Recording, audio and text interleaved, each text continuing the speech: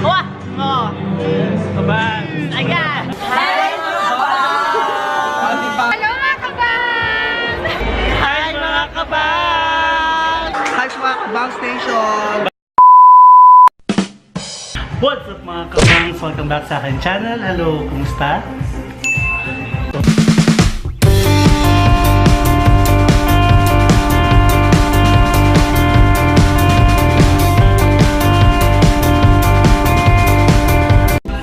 And today is June 12, 2019 and today is Independence Day. So napapansin nyo guys, bago yung ating background. So nasa isang salon tayo. Tayo ay magpapaputol ng paa. Joke lang. Happy Independence Day sa lahat ng mga Pilipino at Happy Independence Day sa lahat ng single. Katulad niya. at niya. Bilang lahat. In today's video, pag-uusapan natin kung kaano ba ka-importante ang identity ng isang YouTuber. Ayan. So, marami nagtatanong sa akin kung bakit ako nagpapabangs. I-explain ko siya mamaya. Ayan. So, this video is brought to you by Tagalan. Ayan. Sila yung nag-groom ng aking bangs, guys. Ito yung mga prices na kanilang services. And if you're from Davao, I'll be giving 6 discount cards. Ayan. 6 yan. 6. So, congratulations sa mga mananalo.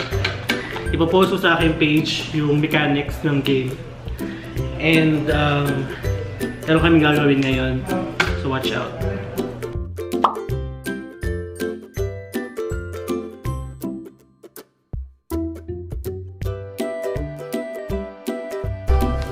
Puts pa na ba ito?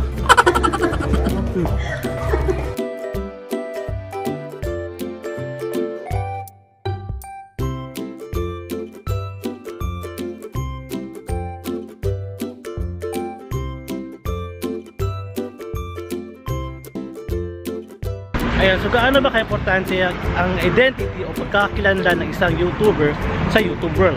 Yung tipong mareremember ka talaga nila pag nakita nila yung pagmumukha mo. Para din siyang magjowa guys, kailangan meron kayong tawagan or term of endearment sa mga audience nyo. Wow! Diba? In that way, makaka-build ka ng rapport at ng relationship between you at sa audience mo. When I started vlogging in 2017, wala talaga akong maisip na pwede kong itawag sa audience ko. So, I decided to pick different kinds of endearment. Nag-isip ako ng isang quality ko na pwede kong itawag sa sarili ko at sa mga audience ko. Yun ay makailong. Pero sa tuwing naisip ko yung aking, o sa tuwing sinasabi kong what's up mga kailong, ang naisip ko is si Teddy Corpus. Kasi malaki din yung ilong niya, diba? Hello! Makitas of San Antonio. Hello, basta. Pusing-pusing ka camera ko. Alam, picture. Pudra ko.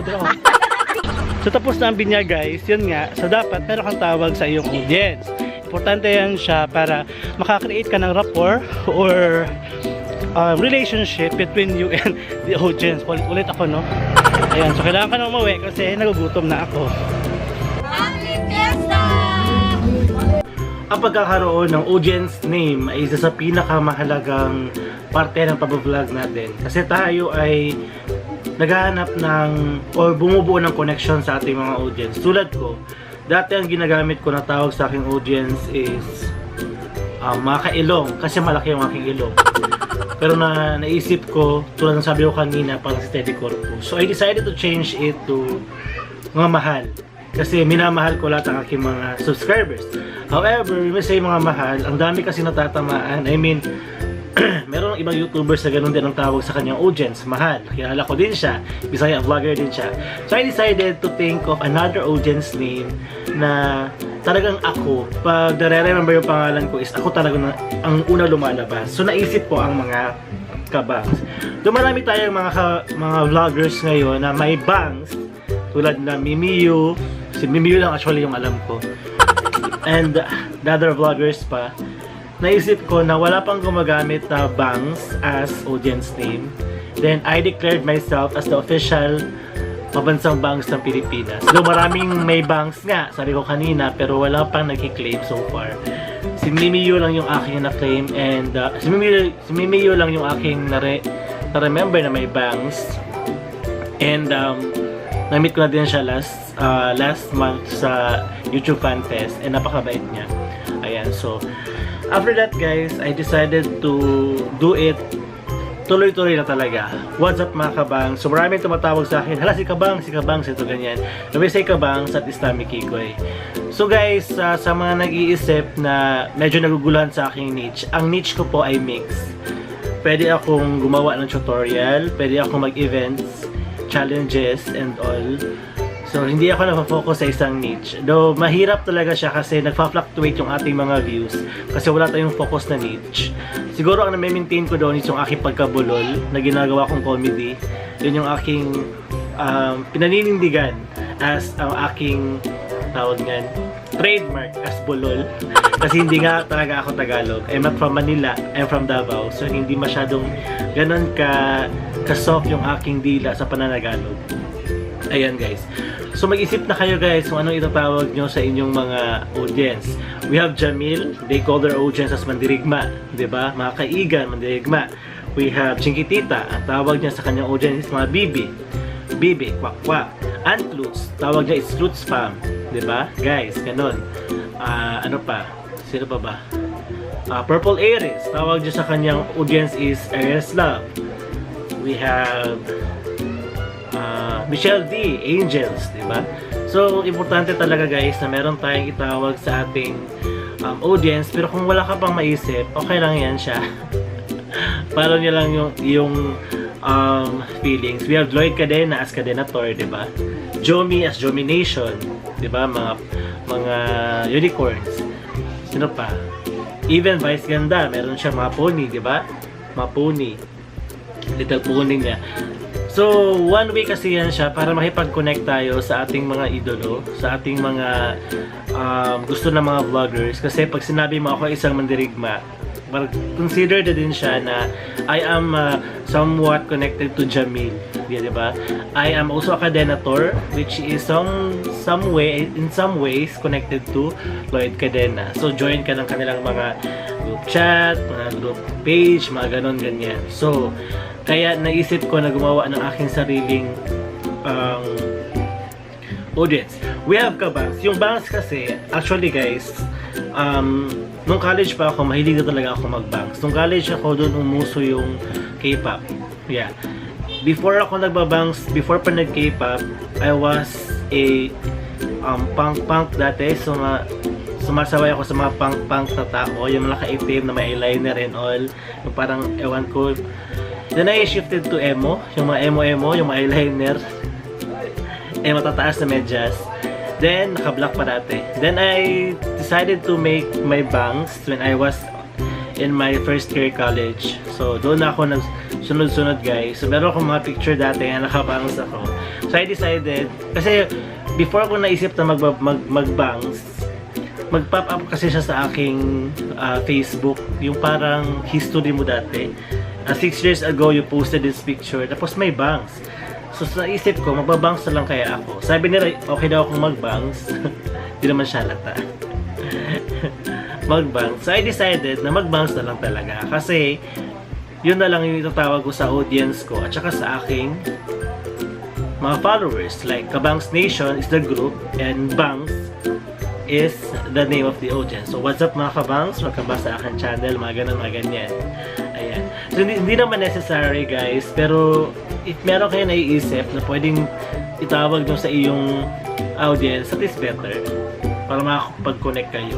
And tsaka, pwede kayong gumawa ng merch. For example, kabangs, bangs, tapos mga t-shirt, mga logo. We have James Charles, diba? Ang tawag niya sa kanyang audience is sisters. So, meron siya mga sisters na mga merch, mga t-shirt, mga coat, and all like that. So, one way din siya para hindi mahirapan yung ating merchandising part ng ating pag-vlog sa ating YouTube. Kasi, if maglalagay ka lang ng channel mo, www.blablabla, YouTuber, ganun yan, very common na. So, if you put Kabangs Nation, tapos yung channel mo, di ba? Makikita ng mga tao, si Kiatami, ganito ganyan, may merch na siya, ganito ganyan. Ayan. So that's it guys, masyadong mahaba na ito. So, naisip ko din na maglalabas ako ng merch maybe next month pag kuha ko sa aking YouTube sahod. And, Ano pa? And I decided to make challenges na lang, guys. Kasi napapansin ko medyo mahina ang ating views sa tutorials. Though I'll be doing tutorials pa in the future kasi nag-aantay din ako ng mga questions nyo na gusto nyo gawin ng video. So I decided muna to shift sa challenges and pranks. I don't know if I can do that. Pero challenges, parang kaya ko. Nag-iisip ako ng mga challenges. Nag-aas ako ng mga challenges sa mga co-youtubers ko sa Davao. Kung ano yung pwede kong gawin, ako lang. Kasi mahirap mag-challenge dito na ikaw lang mag-isa. Kailangan may tagahawak talaga ng camera. So as much as possible, gusto kong gumawa ng challenge na ako lahat. Akong director, ako tagahawak ng camera. Lahat. Para wala akong ma-distorbong tao. So, ayan guys. So, I think I need to end this vlog kasi sobrang haba na nito. Yun lang talaga guys, ang legend o ang alamat ng aking bangs kung bakit ko siya ginamit as my audience name or audience endearment sa ika nga sa mga jowa. Kasi jowa ko kayong lahat. Mahal ko kayong lahat. So, jowa tayo lahat. Jowa. Ang dami kong jowa. Mga anak ko kayo. Ayan guys, so thank you so much for watching this video and I hope nag-enjoy kayo sa aking mystery question about my bangs. And sana guys, huwag niyo kalimutan i-click ang subscribe button at bell notification para ma-notify ka every time nag-upload si Tammy Kikoy, ang pabansang bangs ng Pilipinas, ng mga video na maaaring makatulong sa iyo, sa mga kasama mong vlogger, sa mga bagong vlogger, at kahit sa mga matatandang vlogger. Joke lang. Kahit na sa mga magaling na sa vlogging. I hope makatulong ito guys and thank you so much and always love your family. Bye! Bye! Thank you!